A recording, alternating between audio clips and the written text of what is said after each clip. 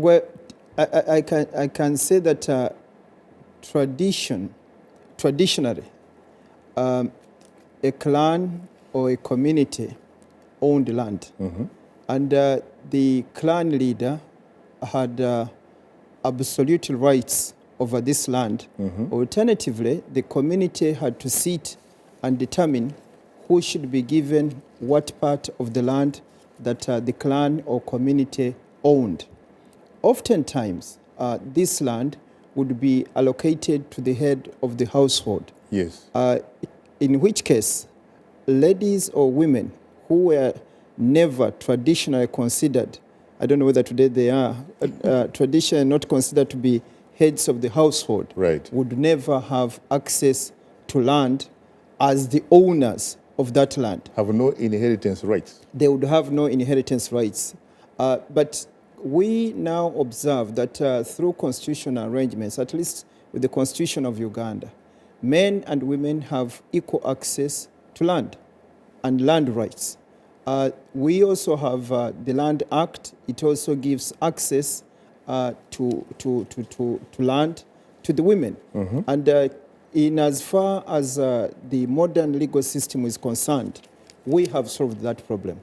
But it takes time before a society can graduate from non-traditional arrangements to modern arrangements which pursue the provisions of the Constitution, the provisions of the legal system. So I think that's where we are right now, and those are some of the problems that we are currently trying to deal with.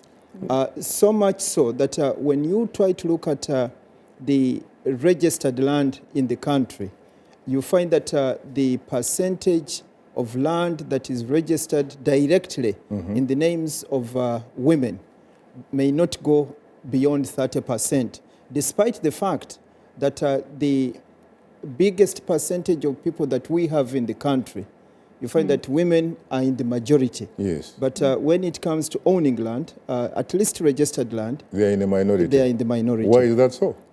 I've told you it's tradition, it's the customs, and so on and so forth. Can't it be changed politically? Well, it will have to.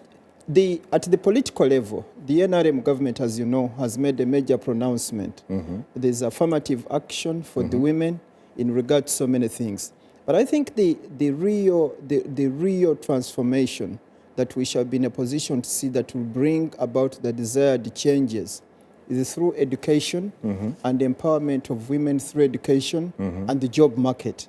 Because once you give women access to education, opportunity to access education, there are the benefits of exposure, there are benefits of knowledge, there are benefits of understanding their own rights, their own responsibilities in society, and that goes a long way to solve the problem.